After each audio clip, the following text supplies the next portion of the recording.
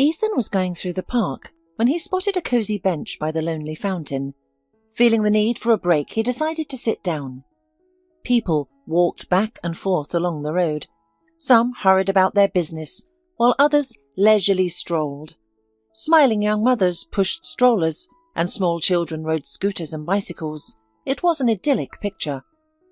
All this brought back memories of a beautiful park in the centre of a small town where he spent his childhood. Ethan's mother worked a lot, so his grandmother took care of him until the 5th grade. They would often visit the park, feeding the birds and having conversations about anything and everything. As Ethan thought about his grandmother, a sad but grateful smile crossed his face. She was perhaps the closest and dearest person to him. She died when Ethan was already a university student in his 3rd year, and it took him a long time to come to his senses. Later, he often reminisced about her, especially during significant moments in his life. She had noticed his knack for math early on, even before he started school. "Ethan has a brilliant mind. I think he can be a talented engineer, and then a great future will be ahead of him," the woman would proudly declare. She'd worked in architecture all her life, so she knew what she was talking about. Ethan's mother would simply smile. She thought her mother praised Ethan out of her blind love, but Ethan did indeed turn out to be a talented mathematician. It became evident in the 1st grade. While other children struggled with basic operations, Ethan solved problems of increased complexity, meant for 4th graders. The teacher assigned him additional tasks to keep him interested during lessons. "It's a pity your grandfather can't see what you've become," the grandmother would sigh, looking at yet another diploma Ethan had earned from the city's mathematics competition. Ethan's grandfather had passed away a few months after his birth. The grandfather was a surgeon, enthusiastic, attentive and thoughtful. He was loved and respected in their town. He died right at his workplace. He became dizzy, his eyes darkened, and his chest was constricted. He was immediately taken to the cardiology department, but they couldn't save him.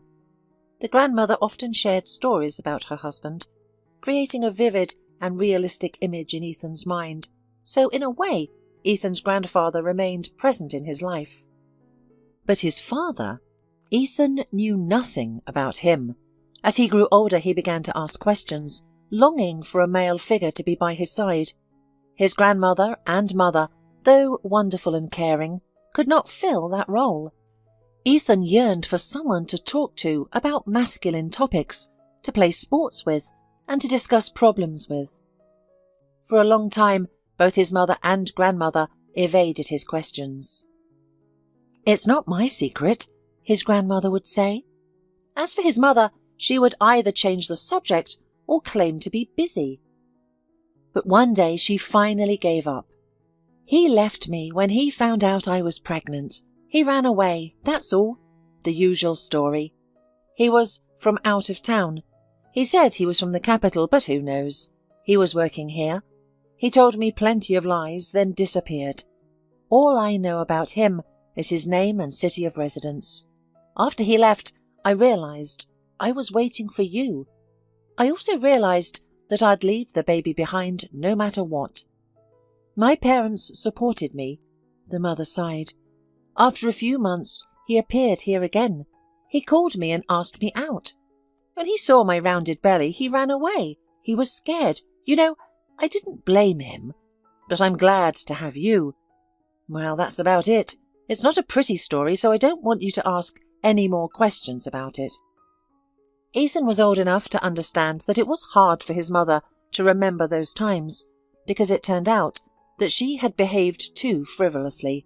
However, since then, the boy had stopped dreaming about the long-awaited meeting with his father and stopped imagining him as a hero, a pilot, a long-distance sailor, a military man. His mother's confession freed the boy from illusions. Ethan lived with his grandmother until he was 11 or 12. Then he moved in with his mother. She rented an apartment not far from the math high school, and it was more convenient to get to school from his mother's place. But still, Ethan went to his beloved granny every weekend. He missed her, his room, his cat, and the atmosphere that reigned in the apartment where his childhood passed. Soon, Ethan fell in love with a girl named Kim. They were in different classes, but they had physical education at the same time. Ethan did not shine in sports. In all subjects in his diary there were A's, but in physical education he was a loser. Kim was impossible not to notice. She was tall, slender, light and graceful, like a panther. Straight nose, dark eyebrows apart, plump, beautifully curved lips, and huge eyes of some unreal turquoise colour. Kim was a beauty, and she knew it very well. The girl hung around mostly popular boys who were handsome, athletic, self-confident, and had an excellent sense of humour. Ethan had never been like that. But he had other advantages. The boy quickly became one of the best mathematicians in the school. His grandmother was right. Ethan's talent really opened in the walls of a specialised school in full measure. Teachers praised him, practised with him additionally, and gave him tasks of increased complexity.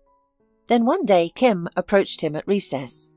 "Hi," she smiled radiantly. "My name's Kim. We have physical education with your class at the same time. Do you remember me?" Ethan weakly nodded, unable to utter a word due to his emotions. "You see," Kim continued hesitantly, "the mathematician gave us a difficult homework assignment. I didn't understand anything, and it will affect my final grade. My mother will be furious. Please, help me." Ethan was not only willing to solve the homework for Kim, but he was also ready to move mountains. He agreed without hesitation, eager to see the joy in the girl's turquoise eyes. "Thank you," Kim exclaimed. "You're really cool. That's what the girls in your class say about you." After that, Kim and Ethan did not become friends, but Ethan suddenly began to exist for her. She always greeted him, and sometimes they exchanged glances during physical education class. In high school, Kim started dating Paul, the captain of the local soccer team. That year, there were many couples at school, perhaps due to their age. Ethan felt an unpleasant feeling of jealousy when he saw them together. He knew he was still in love with Kim, and the childish feeling had not disappeared. Ethan wasn't interested in other girls, although some of his classmates clearly sympathized with him. If he had shown even the slightest initiative, they would have gladly gone on a date with him. But all his thoughts revolved around the unattainable Kim. Ethan rejoiced when rumours spread that Paul had left Kim for an older girl. In retaliation, Kim almost immediately started dating a guy who was also older than her. He picked her up after school in his own car. He was handsome and stylish. Every day, with eyes shining with happiness, Kim stepped into the cabin of the beautiful car, waiting for her at the school parking lot, and the couple drove away. The girls gossiped that Kim's new boyfriend was the son of very wealthy parents, and of course, they envied her deep in their hearts. Lucky Kim. He's crazy about her. They'll get married when she turns 18. Kim got a ticket to a happy life. She doesn't need to study. She'll have all the money she wants. At that age, most girls dreamed of meeting a prince, a man who would shower them with expensive gifts and fulfill all their desires, just like in the movies. They didn't realize that free cheese was only in a mousetrap. Ethan felt like a pauper compared to Kim's new admirer. He had a car and rich parents, and what did Ethan have? He was just an ordinary guy. Meanwhile, life went on. Ethan graduated from high school and went to university. He had heard that Kim had actually married that guy as soon as she turned 18 and didn't pursue her studies. Her father-in-law had set her up in his company as a secretary. Kim received a fabulous salary, drove her new fancy car, lived with her husband in a luxurious apartment in the city centre, and often went on vacations abroad. In short, she had fulfilled the collective dream of the local girls. His studies saved him, courses, exams, projects, and finally he got a reward. He, as a promising young specialist, was taken on an internship at a large oil company. It was not easy to get a job there, but many people aspired to work there because the salaries were 3 or 4 times higher than the average in the region. At first, Ethan was both glad and overwhelmed when he received his first paycheck, but he had been working hard, so it was fair. It seemed that Ethan had forgotten about Kim. The memories of their first childhood love were gone, as were the torment and worry that their union was impossible. Ethan even started dating a girl, and their relationship quickly became serious. Nina was studying at the same university, just a year younger. They met for the first time at a student conference. Nina was sweet, kind, and open-minded. She was very intelligent and passionate about modern architecture. Ethan knew that Nina truly loved him. He could see it in her eyes and feel it in her touch. It was a surprisingly pleasant feeling to know that someone loved him so sincerely. However, Ethan himself did not feel the same intense emotions for Nina. It was not like what he had experienced in school with Kim. Ethan respected Nina, and he wanted to take care of her. He enjoyed making her happy and seeing a smile on her face. They agreed on important matters, often understood each other without words, and even finished each other's sentences. It was a complete harmony. For Ethan, it seemed like more than enough. The feelings he had for Kim in school were just teenage passions. Adults experience the world differently, and that's normal. The important thing was that he felt good and calm with Nina. The couple didn't rush into getting married. It was a mutual decision. They were already happy together. First, they both wanted to establish themselves in their careers and stand on their own 2 feet before starting a family. Neither Nina, Ethan, nor their mutual friends doubted that they would eventually get married. It was a given. After his internship, Ethan was offered a full-time position at the same oil company. His salary increased, and the volume and complexity of his tasks grew as well. When Nina received her diploma, she, as a young and promising graduate, was gladly accepted into an architectural firm recommended by the rector. Her eyes sparkled with delight as she told Ethan about her new job, and he understood her excitement. Nina moved in with Ethan. By that time, he had bought an apartment with a mortgage and even renovated it. They lived like a real family, and of course, they planned to have a wedding. They mutually agreed to postpone having children for now, but they wanted to formalize their relationship. Nina dreamed of a summer wedding. She wanted to wear a light white dress, have a photo session outdoors, and celebrate by the bank of a nearby wide river. Ethan liked all of Nina's ideas. However, after all, this didn't interest him too much. To be honest, his thoughts were mainly occupied with another big project. In February, Nina went to visit her parents in a neighbouring city for a while. She had planned to stay with them for an extended period, and she suddenly had a week off, so she took the opportunity. That day, Ethan and his colleagues received funding from the company's management for an important project. Someone suggested celebrating the occasion, and Ethan agreed with pleasure. After the tense and nerve-wracking negotiations, they decided to go to a bar in the city centre. Carl, one of Ethan's colleagues and close friends, assured that the bar had the best live music, the most delicious beer, and the most beautiful girls. No objections were raised. The bar was bustling with activity, with almost all the tables and seats occupied. However, for Carl, a regular at the bar, the administrator managed to find a small sofa in the corner. The group settled down comfortably and engaged in lively conversation, jokes and laughter. They felt like winners and made plans for the funds they had worked hard to get, dreaming that their new idea would bring them substantial profits.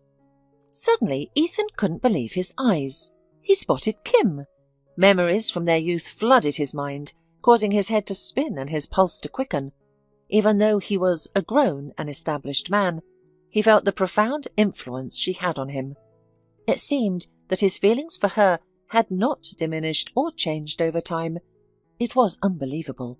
When Ethan noticed Kim, she was standing at the counter, engaged in a conversation with a waitress. The two exchanged smiles, indicating a friendly relationship between them. Kim, Her smile was captivating.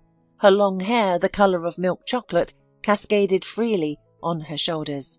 Her turquoise eyes, set on a beautiful tanned face, still shone with a certain allure, but now there was an elusive quality to them, perhaps hidden sadness or anxiety. Ethan hadn't noticed this during their school years.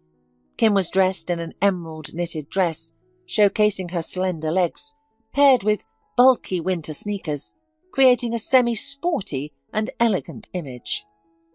Kim then moved further into the corner of the hall with the waitress, becoming invisible from where Ethan was sitting.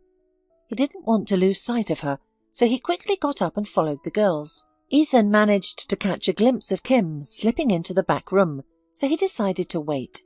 He knew that sooner or later she would come out, and their encounter was inevitable. But what would he say to her? Ethan didn't know, and he was filled with worry and anxiety, going over casual and non-committal phrases in his head. Finally the door opened, and Kim almost jumped into Ethan's arms. He was not expecting to see her like this. Kim was dressed in the uniform of the bar's waitstaff, a black t-shirt, tight black jeans, a grey apron, and a name badge reading Kim on her chest. Is she a waitress? How is that possible? Ran through Ethan's mind. She's married to a wealthy man and supposed to live a glamorous social life, not running around the bar with trays. The woman was about to pass Ethan when he finally got the courage to call her out. Kim, is that really you? She stopped and carefully examined him from head to toe, and a hint of recognition appeared in her eyes. Kim suddenly seemed embarrassed, awkwardly smiled and replied, Yes, it's me. And you're Ethan, right? Yes. Wow, you've become such a man. What do you mean? Kim charmingly smiled. She was no longer shy. Back in school, you were a typical nerd, long and thin, not particularly attractive, but you know, time often works wonders for men like you. Ethan blossomed at this compliment. Kim had clearly expressed her sympathy. It was incredible. Ethan's self-confidence and strength immediately returned to him. What about you? Are you working here? Ethan asked. As you can see, Kim sighed, and the smile faded from her face. Life is a strange and unpredictable thing. Who would have thought it would turn out like this? What had happened? It's not a pretty story, but I always say that everything happens for the best, even when it doesn't seem that way. How about you? What do you do now? I work at an oil company. Ah, right. I heard about that from someone. Well, good for you. You've always been smart and determined. Kim stood right next to him, complimenting Ethan and looking at him. The way she looked at him, there was so much in that gaze. Interest, admiration, warmth and tenderness. And here we are, celebrating a corporate event with my colleagues, Ethan explained, gesturing towards his table. That's great. How long are you planning to stay here? Ethan shrugged. It'll be a little less crowded at the end of the shift. Let's talk, okay? It's so nice to see someone from my childhood. It was the best time ever. Throughout the evening, Kim was busy going from table to table with trays, smiling at visitors and exchanging short phrases with them. Kim and Ethan often met eyes, and a warm wave of happiness flooded Ethan's heart at such moments. As Ethan's co-workers were leaving, he walked them to the cab. Why aren't you coming? Carl wondered. I'm going to stay a little longer. I see. Carl smiled conspiratorially. Is it because of the pretty girl with the tray you've been staring at all evening? Just don't forget that you have Nina. Carl left, and Ethan pondered his words. Nina, kind, intelligent, faithful, and reliable. It would surely be unpleasant for her to know that the man she was going to marry in the summer decided to linger in the bar, not just for fun with his colleagues, but to chat with his first love. On the other hand, he wasn't doing anything wrong. He was simply curious to know how Kim ended up working as a waitress. As closing time approached, only a few people remained in the bar. Kim finally had a chance to sit down at Ethan's table.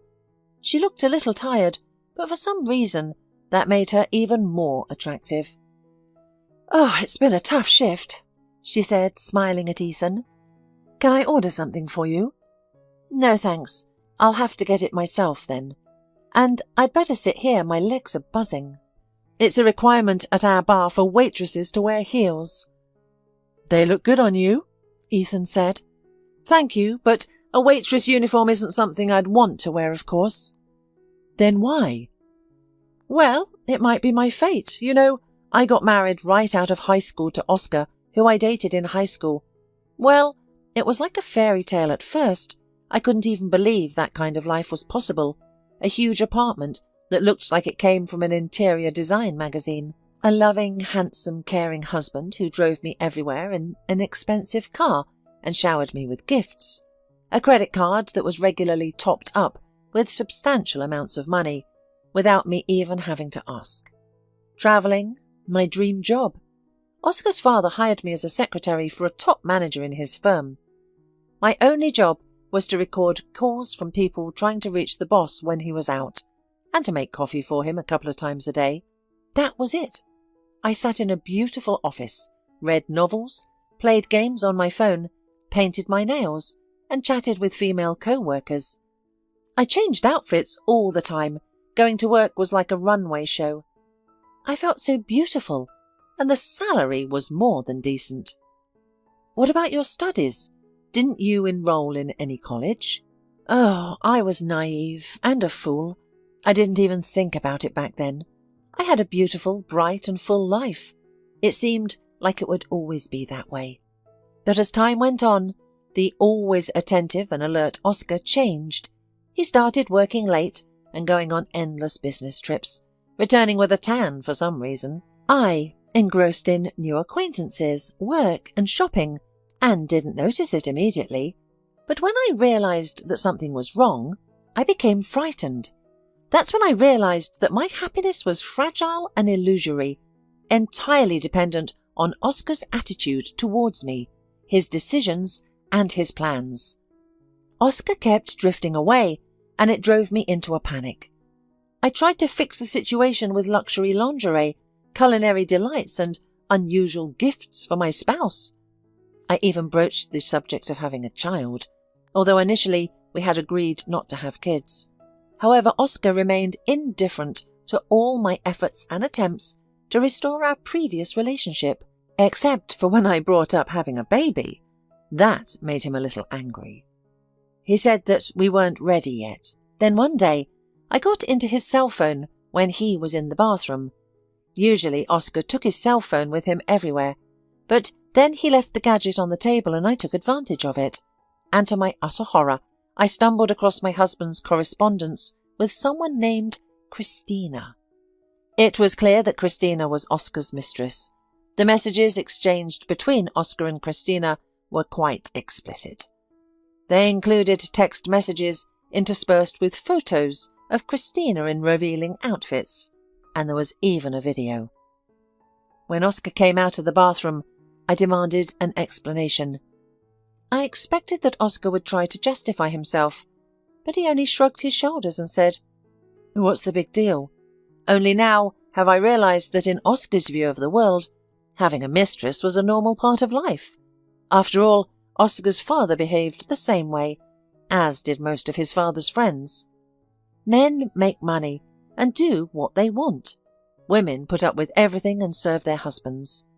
Everyone has a role to play, he said to me, referring to what his father taught him a long time ago. At first, I was even willing to tolerate it for the sake of a comfortable life. But then I felt threatened by Christina. I tried to talk to my husband carefully without insulting him, but still letting him know that his behaviour was unacceptable. However, this tactic didn't work. One day, a scandal broke out. Oscar called things by their proper names, reminding me of where he had taken me from, and what I had gained from our union. He said that everything had a price. I felt worthless. No, I wasn't afraid of losing Oscar now. I was disgusted with him. He was a pompous peacock, proud of his parents' fortune. The only thing I didn't want to give up was my new life. the life I had already grown accustomed to, and so I resigned myself to it. At times I was disgusted with myself, but I continued to live with Oscar, pretending to be an exemplary wife and showing unearthly love when necessary. In return, I received unlimited amounts of money, but there was my second mistake. I didn't use them to start my own business or even buy a separate apartment. No, I squandered it all on momentary entertainment, beautiful clothes, trips with girlfriends to expensive clubs, trips to the sea, luxury perfume, and similar pleasures that helped me distract myself and feel happy. And then one day, Oscar announced to me that we were getting a divorce, as if it were a minor matter. I found as if the ground had been pulled out from under me. I understood that I would have to return to my parents. All the jointly acquired property was registered in Oscar's father's name, which meant that after the divorce I would receive nothing. And the worst part is that I had no profession, no savings. Kim sighed sadly again. I'm sorry for being so frank with you. I'm just tired of keeping everything inside. And you've always been good, understanding, and wise beyond your years. It's a pleasure to talk to you like this. Ethan was silent and only looked at her with sympathy and love in his eyes. So Kim continued her story. I couldn't live with his parents. I sold some of my branded clothes and pawned jewellery, just enough to rent an apartment for 6 months. Then I went on a job hunt, because of course I was fired from my ex-father-in-law's firm. After a long search, I managed to find a job as a waitress at this bar. I like it here, Kim finally smiled. The music's good and the people are fun. It's enjoyable, even. I'm so sorry, Ethan said finally. It must be so hard for you. It's okay. It's a good thing we didn't have the opportunity to have children, or I would have been tied to him for life. Well, to hell with him. He always treated me condescendingly, as if he looked down on me. And to me, a naive and young fool at the time, it seemed like it was his care, his patronage, and his love. But it was nothing like that. His new wife will hardly be happy with him, so I'm even glad I got rid of him. Well, what about you? Kim looked into Ethan's eyes.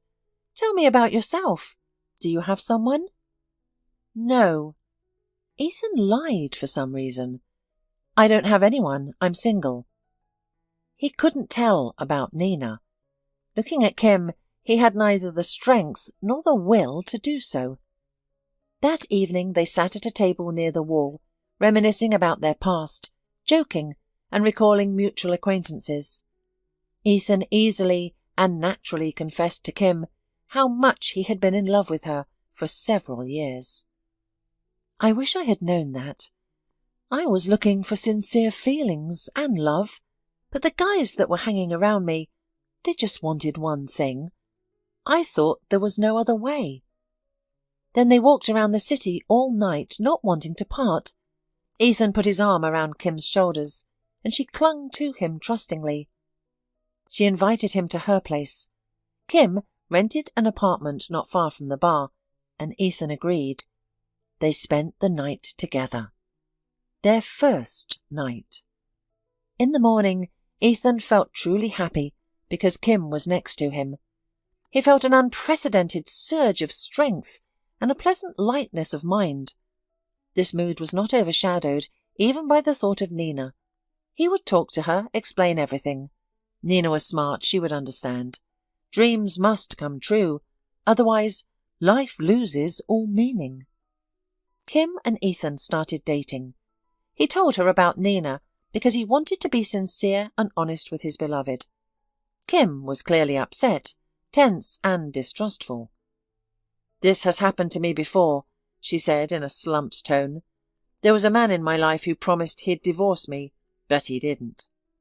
We're in an entirely different situation, and Nina and I aren't even married. The conversation with Nina was long and arduous. Ethan sweated as if he had unloaded 3 cars of coal. Nina, who was usually calm and rational, became hysterical, sobbing, and begged Ethan to come to his senses. She even cursed him and Kim. Ethan's heart clenched with pain as he looked at his former fiancée. It seemed that Nina truly loved him. Later, Ethan heard from mutual acquaintances that Nina couldn't bear life without him and attempted to end her life. Fortunately, she was quickly found and saved. Nina spent some time in the hospital receiving treatment from psychiatrists. Because of this impulsive act, she lost her prestigious job. Ethan felt guilty about what happened to her, but how could he help her? You don't have to sacrifice your happiness and your dreams for another person. No one is obliged, Kim soothed her beloved. Immediately after Ethan's breakup with Nina, Kim moved in with him. They both didn't want to part and wanted to be constantly close to each other. Ethan offered Nina help through mutual friends, but she proudly refused. She no longer wanted to hear about her former fiancé. In the end, everything turned out well for Nina. Her health improved, she recovered at work, got married, and gave birth to 2 wonderful boys. Ethan was happy for Nina and even tried to call her once to talk, but he realized that Nina now resented him, despite the years that had passed and the positive events in her life. Ethan and Kim also got married. The initial passion settled down a bit, and life took a calm course. Ethan rejoiced in his life and believed that it would only get better from now on. Kim decided to quit her job. He considered himself not entitled to advise her to do so, but if she wanted to, well, Ethan only supported her. The man believed he could adequately provide for their small family. After Kim became a housewife, all at home became cozier, somehow at once. Now, when Ethan returned from work, the rooms were always tidy and smelled of delicious food. However, at some point, an unforeseen event occurred. The company where Ethan had worked for years went bankrupt due to intense competition. Suddenly, Ethan found himself unemployed. Of course, he received offers from other companies, but the salaries were 3 times lower than what he earned at his previous job. In general, the family had to cut back on expenses. Kim was accustomed to a lavish lifestyle, indulging in fitness clubs, spas, shopping, and cosmetology treatments. She dressed in brand clothes, dined with friends at restaurants, and enjoyed short trips to the sea multiple times a year. However, all of that came to a halt. Ethan was just concerned, but Kim, for her, the decline in their quality of life was a tragedy, and the worst part was that it wasn't just a temporary setback. Ethan had no prospects in this city. Kim tried to encourage Ethan to start his own business. Kim, what are you talking about? Entrepreneurship needs a different kind of character. I'm not like that, Ethan honestly responded. He couldn't see himself as a business leader. He didn't require mentality or strength. Instead, he excelled as a performer. Yeah, well, that requires a core, like in Oscar. Kim shook her head in disappointment. It hurt Ethan that he was compared unfavourably to Oscar, but he never reminded Kim that her ex-husband had dumped her.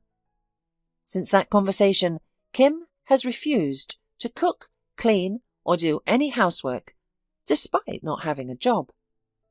I'm not a free maid, she declared to her husband in the evenings.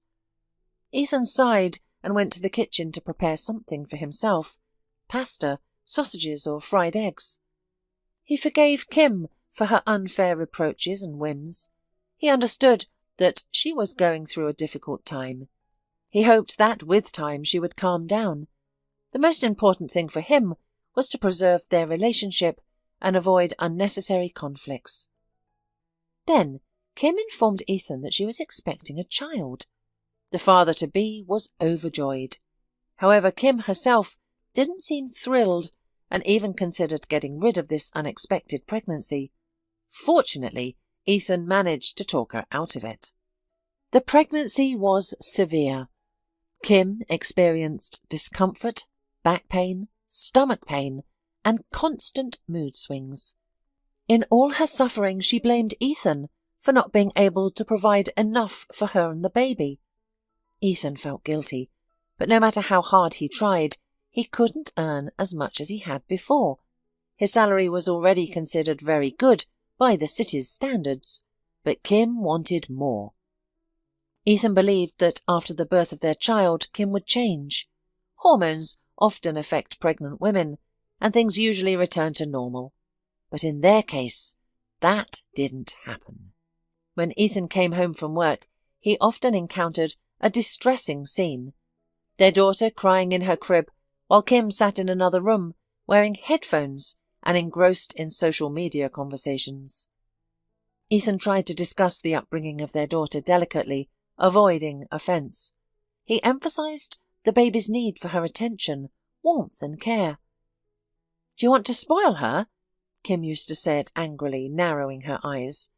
"Are you saying we should take her in the arms every time she cries, fuss over her non-stop, and forget about ourselves?" "No, of course not, but—" At this point, Kim would always interrupt him, bombarding Ethan with accusations that made him feel insignificant. Kim shouted that she needed rest. She had just given birth to a new life, enduring 9 months of agony, followed by the demands of caring for the baby 24/7, without any assistance or the opportunity to take even a day off.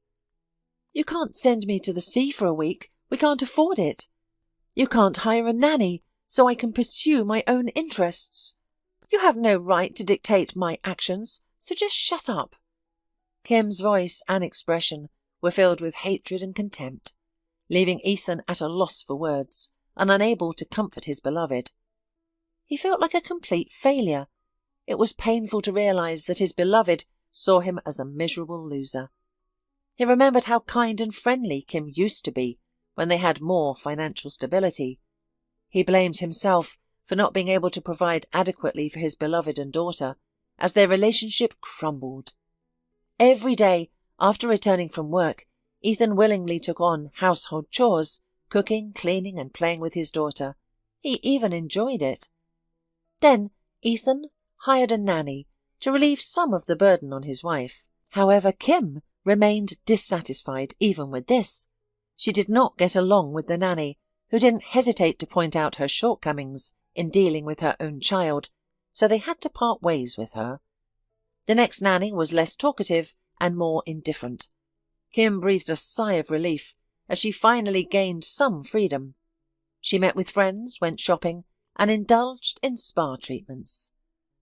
Although she couldn't live life to the fullest as before, Ethan made sure that there was always money available for her entertainment. He understood that women on maternity leave needed occasional relaxation. However, Kim's behaviour became more and more far from normal. The woman became increasingly distant from both Hayley and Ethan, living her own life. She only came home to sleep, occasionally showing up in the morning in an intoxicated state. Ethan believed that all this trouble was a temporary thing.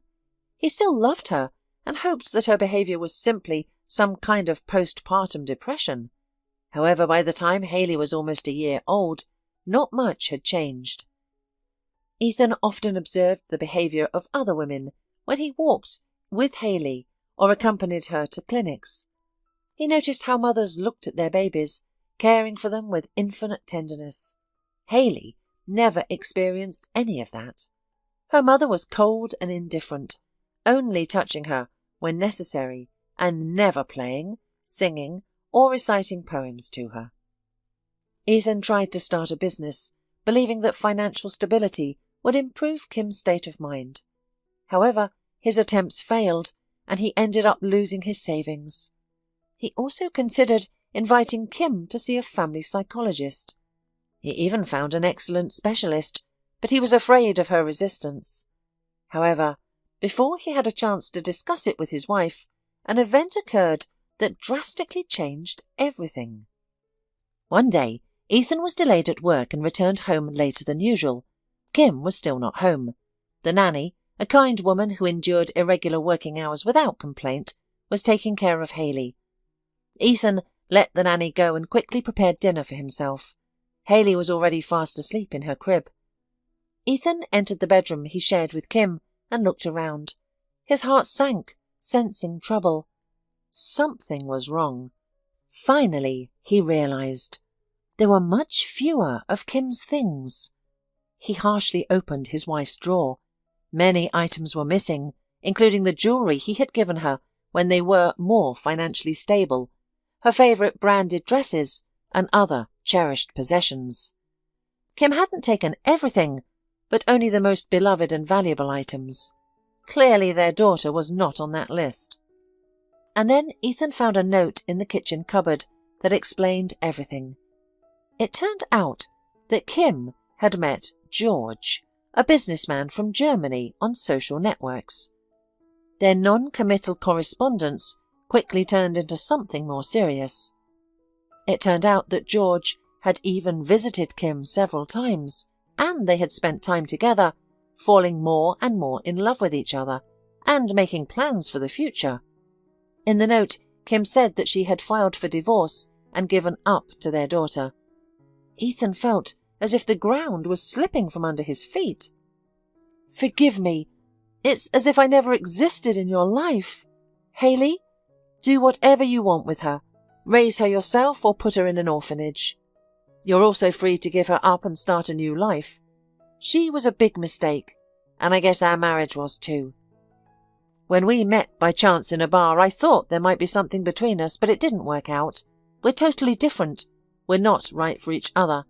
But I still wish you personal happiness. Be as happy as I am." That was all. That was the end of the letter. Ethan couldn't believe that Kim was really like that. A real monster, cold and calculating. How could she even suggest giving Hayley to an orphanage? Before, Ethan thought that Kim would come to her senses, recover, and become the same nice, caring, cheerful and understanding woman she used to be. After all, their financial difficulties were not so heavy. They couldn't spend money as freely as before, but they had everything they needed and more. Finally, Ethan could admit to himself that Kim had only been with him because of his money. Back then she was distressed and was looking for someone who could lift her out of poverty, support her, and take care of all her financial issues. And she found such a person. Kim was happy for a while, taking advantage of Ethan, who was deeply in love with her. But when he lost his high-paying job and the family's wealth declined, she started looking for another option. After that day, Kim never appeared in Ethan's life again. The man knew she was now living in Germany. He saw a photo of her on her social network page and even tried to contact her, but he was immediately blocked. Ethan thought that eventually she would feel remorse for the child, but it never happened. The man suffered for Kim until fate abruptly shifted his focus to another problem. Hayley was suddenly diagnosed with a rare blood disease. "It's all genetics," the doctor explained. "It would have happened sooner or later anyway." Hayley was only 4 years old at the time. Endless examinations and uninterrupted treatment began. At first, Ethan thought that they would easily find the right therapy to stabilize her condition. He believed that medicine was now advanced enough to help his daughter. However, Hayley had a very rare and insidious disease that was constantly deteriorating her blood. The little girl felt tired all the time. After all these years, Ethan tried to reach out to his ex-wife again. She had already married George, and they even had a little son, Hayley's half-brother. Judging by the photos Ethan sometimes saw on social networks, Kim was a very devoted mother to this child. It gave him hope that now Kim would realize how important she was to their little girl. Maybe she would not be indifferent to the news of her daughter's illness and could help Hayley in some way. Perhaps they could find a German doctor who would prescribe a new treatment and Hayley would recover. However, Kim categorically did not want to communicate with her former husband, and Ethan was able to tell her about what happened to Hayley through one of her old girlfriends only. "She asked me to tell you to forget about her existence." These words were said to Ethan by the same friend. "She asks you to act as if she never existed in your life at all. That's what she said. After this conversation, Ethan realized that he would have to rely only on himself. There was no hope for Kim anymore. And so Ethan continued to fight for the health of his beloved daughter on his own. No one was closer or dearer to him than her. Ethan could not let her down. Hayley grew up to be a kind and smiling girl. Despite her illness, she tried to find joy in life. Ethan was constantly amazed by the simple things that brought delight to his child. A butterfly frozen on a bright yellow leaf, the dance of snowflakes in the air, a sly cat approaching a flock of pigeons. "Daddy, it's so beautiful, look!" The little girl would point her tiny finger at something that had never evoked any feelings or emotions in Ethan before. And he saw that yes, his daughter was right. These were truly wonderful things, worth admiring. Ethan tried to spend every free minute with his daughter. He enjoyed listening to her thoughts and making plans for the future together. Hayley dreamed of becoming an artist and travelling the world with her exhibitions. Looking at her drawings, Ethan realised that it was quite possible. The little girl clearly had talent. He even enrolled her in an art class, but she couldn't attend due to her illness, just like she couldn't go to kindergarten. The insidious disease had weakened her, making her susceptible to infections. But Ethan found a solution. He started inviting the drawing teacher to their home, and she immediately liked Hayley. Well, it was hard not to be charmed by this radiant little girl. Ethan worked hard, but Hayley's treatment, or rather, keeping her alive, was not cheap. However, she did not get better. The doctors were at a loss. "What do you expect?" Ethan heard from them. "The disease is rare and poorly studied. Genetics is always complicated.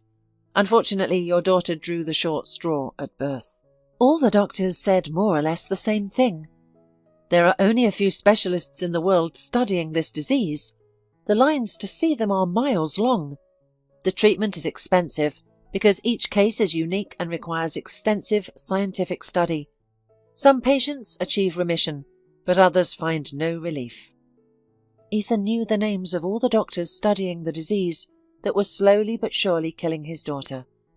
There were only two in the country, Dr. Dumond and Dr. Campbell. Both lived and worked in the capital, and getting an appointment with either of them was impossible.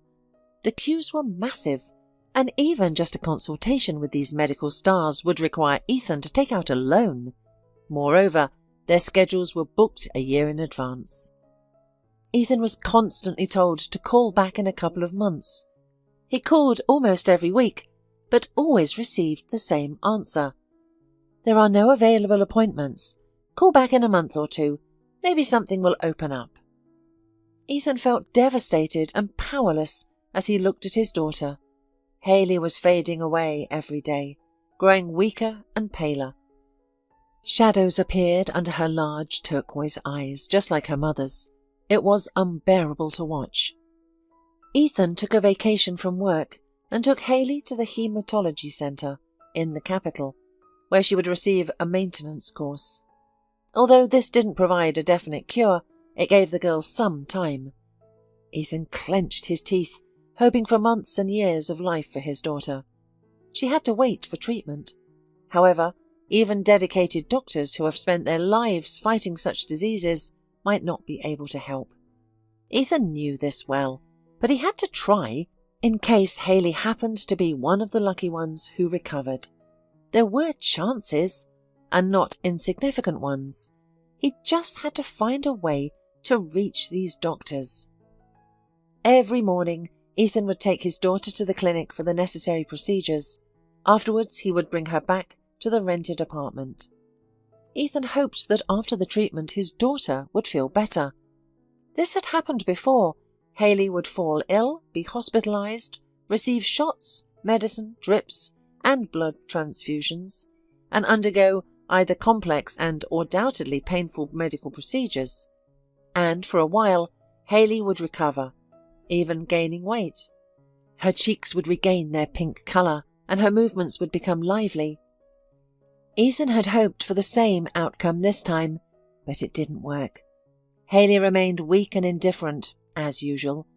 She even stopped drawing because it was difficult for her to hold pencils and brushes. She spent all day lying in bed.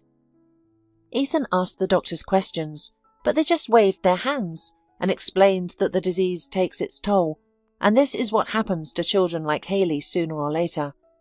They can only act on instructions. In her case, she needed experimentation, an individual approach, and targeted help. It all came down to the fact that the girl needed to see Dr. Campbell or Dr. Dumond as soon as possible. Ethan tried to have his daughter admitted to the hospital for round-the-clock observation by medical professionals. Her condition was worsening. "And your daughter doesn't have any urgent indications," replied the doctors. "Her condition is stable for now and doesn't require emergency treatment." Suddenly, Ethan realized that if he didn't see with any of the doctors while he and Hayley were in the capital, if he took his daughter home after rehabilitation, nothing would help Hayley. This thought filled him with fever, and Ethan decided, no, he would not leave empty-handed. He would find these doctors no matter what it took. He is ready to break into their homes, wait for them after work, and even sneak into the operating room, but force one of them to treat Hayley. Even if he has to face consequences for his actions, he will get what he wants after all. And now Ethan was sitting on a bench in the park, across the street from where the hospital where Dr. Dumond worked. Dr. Campbell was out of the country, attending an international conference. Ethan knew what this doctor looked like, a middle-aged man slightly older than him, with dark hair, attentive brown eyes, well-defined cheekbones, a straight nose and a strong chin. It was not the first day that Ethan had been waiting for Dr. Dumond outside the clinic. He always waited until Hayley fell asleep and then took up his position. Unfortunately, he couldn't stay away for long because he didn't want to leave Hayley all alone, but as long as she was asleep he could keep waiting for the doctor. The desperate father was willing to do anything. Anxious thoughts swirled in his head. In recent days, anger, hatred, and envy of the parents of healthy children have consumed Ethan's soul. Ethan was grappling with his own emotions. He had always considered himself to be a good person. However, in his current situation, he was willing to do terrible things just to save Hayley. If need be, he'd even take Dr. Dumond hostage if it helps his daughter.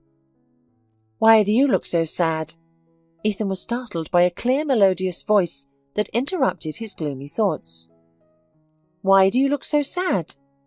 Ethan was startled by a clear, melodious voice that interrupted his gloomy thoughts. He turned around to find a little boy sitting beside him on the bench.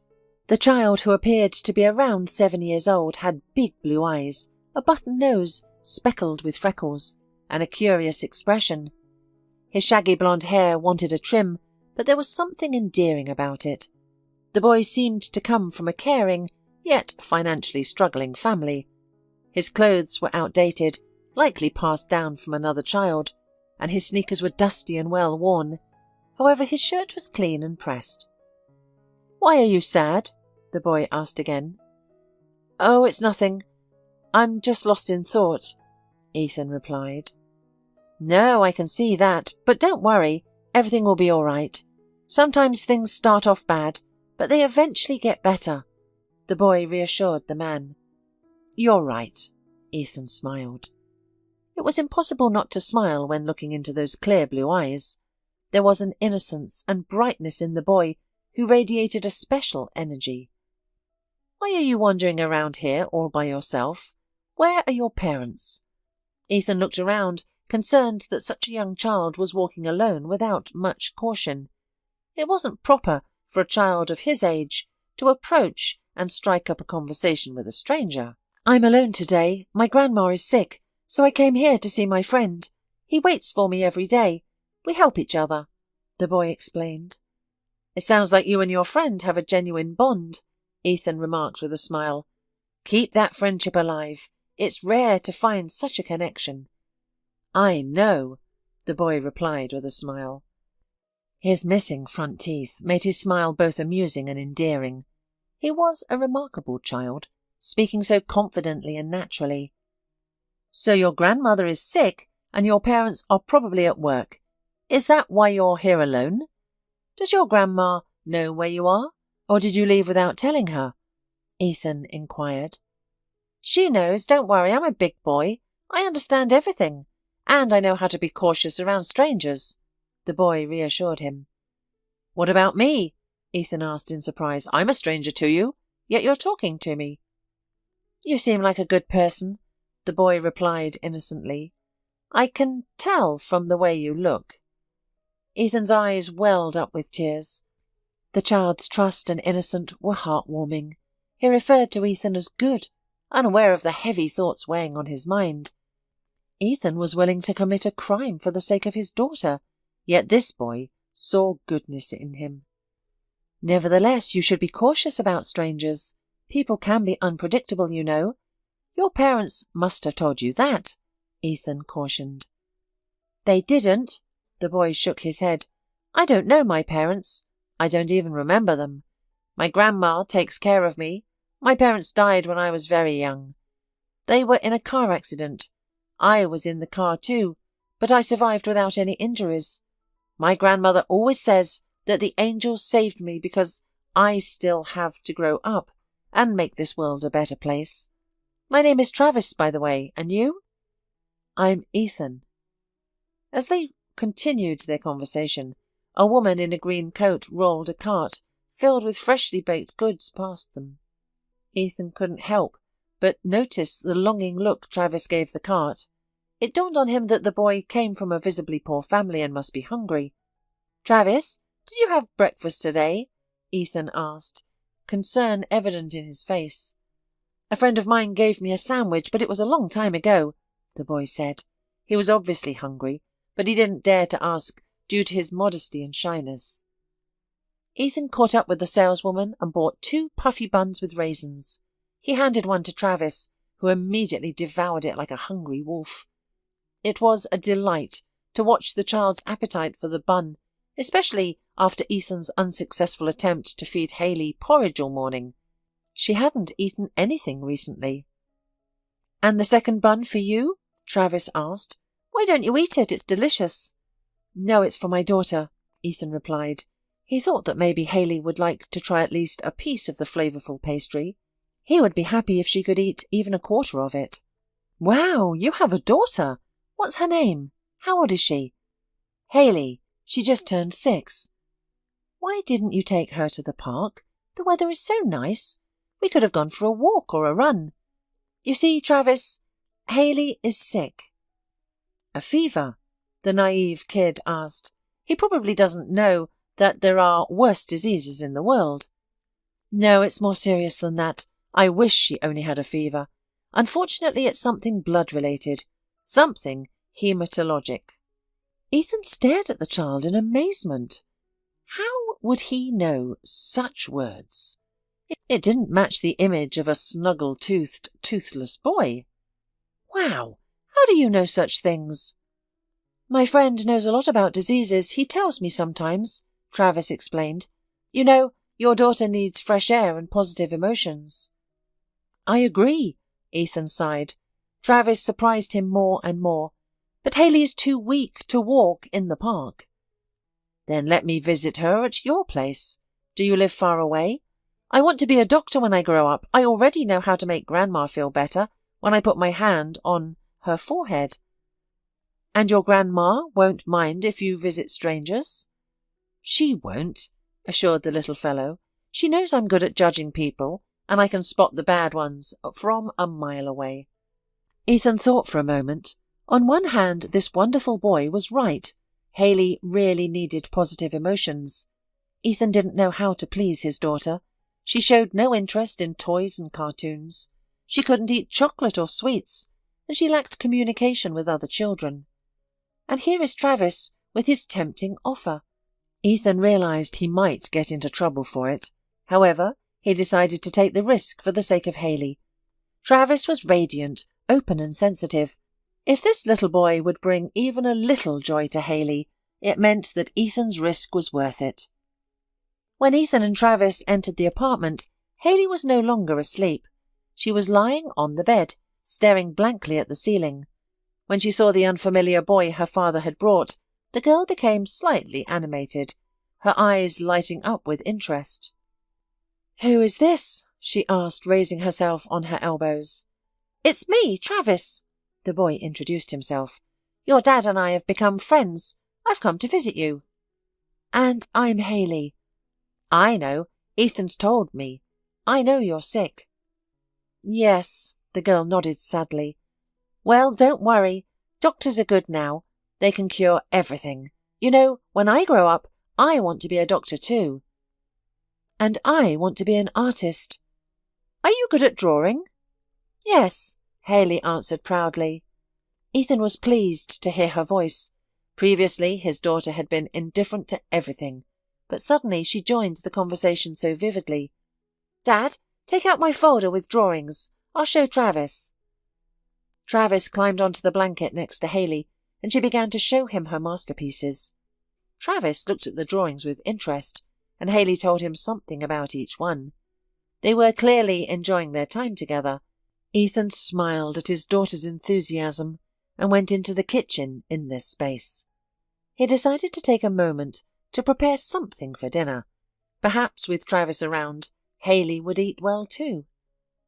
Occasional childish laughter could be heard from the room. It was surprising because Hayley had rarely smiled lately. An hour later, Ethan walked Travis back to his house. It wasn't far from their apartment, just an old 5-story building behind the park. "Hayley's very sick," Travis said sadly on the way home. "I'll ask my friend how to cure her. He will help. He's smart, you know." Ethan only smiled. A naive little boy. He probably thinks that his friend, who is most likely a little older than he is, and who has watched a medical program, is intelligent. It's funny, but sad too. "Can I come to you tomorrow too?" "Of course," Ethan smiled, "at the same time. You don't have to come earlier. Hayley will be at the hospital." "Okay, I'll definitely come." "You'll help me a lot if you babysit her once I'm away on business." Ethan suddenly realized that while they had Travis around, he would have more time to catch Dr. Dumond. "I'll definitely sit with Hayley. She's such a good girl, not like Megan, a troublemaker from the neighbourhood. Hayley really does draw beautifully." The next day, Travis kept his promise and appeared at the appointed hour. Hayley was already waiting for him. The girl had prepared a board game that she thought would please her new friend. Ethan left the kids and went to the clinic, but again Dr. Dumond never showed up. In the end, Ethan had to return to the apartment. Hayley was asleep again. When Ethan came back, he noticed that she was even paler than usual. "She's getting worse." Travis looked up at Ethan with despair in his eyes. "Can I come with my friend tomorrow? He will definitely help her. He's the smartest and kindest person in the world." Of course, come with your friend," Ethan allowed, upset by his daughter's condition and another failed attempt. "The more the merrier. Hayley will be happy to meet your friend." "You too," Travis promised. "You'll be happy with him too, you'll see." The next day started as usual. Ethan woke his daughter up and attempted to feed her some porridge and fruit. Hayley managed to eat a couple of spoonfuls and refused the rest. The little girl kept asking her father when Travis would arrive. However, the boy was running late. Ethan had already concluded that his new friend wouldn't visit them that day. Maybe his grandmother wouldn't allow it, or perhaps he got caught up playing with someone and forgot. Travis was so sociable. He had countless friends everywhere. However, the long-awaited doorbell finally came. I wonder if Travis is alone, or if he has come with a friend as he intended, Ethan thought, and opened the door. On the doorstep stood a boy with a wide smile, followed by a restless grown man. And not just any man. It was Dr. Dumond. Ethan could barely maintain his composure from the surge of emotions. What was happening? How was this possible? "Hello, Ethan," said Travis. "Meet my friend, Dr. Dumond. Remember, you aren't allowed to come with him. He's here to help Hayley." 2 years had passed since that incredible day. Ethan was back at the capital, in the same park, near the same bench. Only now it was spring, the middle of April. The greenery had just sprouted, the sky was clear and blue, and the sunshine was warm and bright. Ethan sat on the bench, observing Travis and Haley. The children were drawing on the sidewalk and playing around. Both had grown a lot during this time, becoming more mature. Travis was almost a teenager now. He still had the same open eyes and charming smile, but he had become taller, stronger and more resilient. It was a relief that the boy hadn't lost his spontaneity and openness.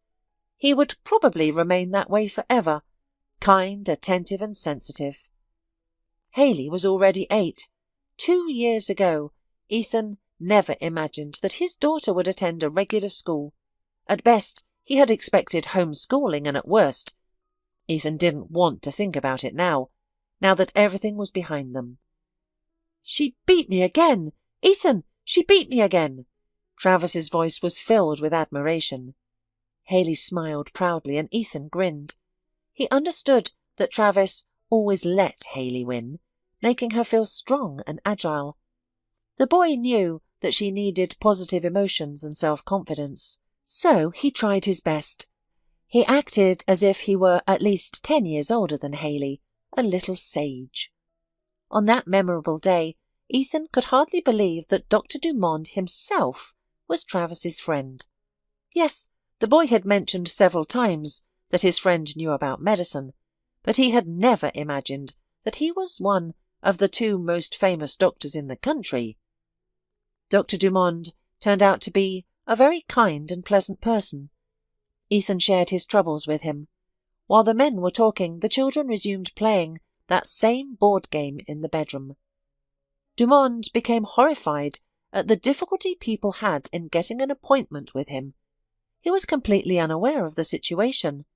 As a result, he decided to create his own website immediately, allowing patients to contact him directly. Haley was taken into the clinic where Dumond worked. After a thorough and detailed examination, the doctor developed the necessary treatment plan. It was quite expensive, but Dumond personally secured government subsidies for the girl, and she began to recover immediately.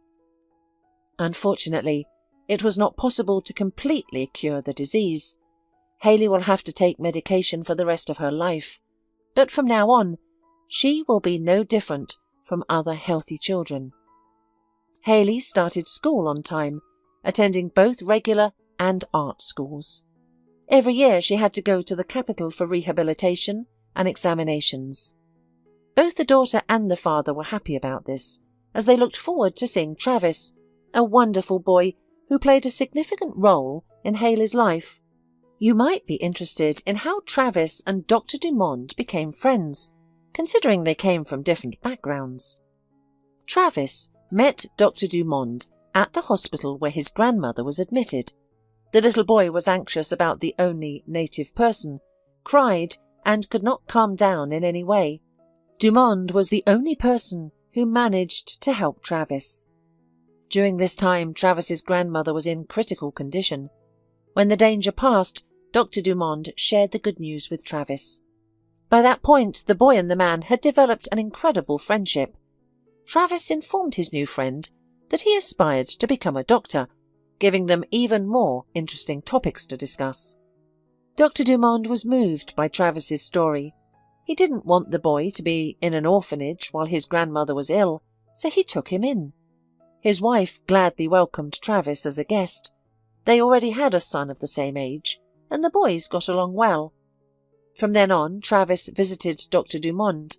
Despite his busy schedule, the man never refused to spend time with the boy and actively participated in his life, understanding that it was difficult for the elderly woman to care for her grandson alone.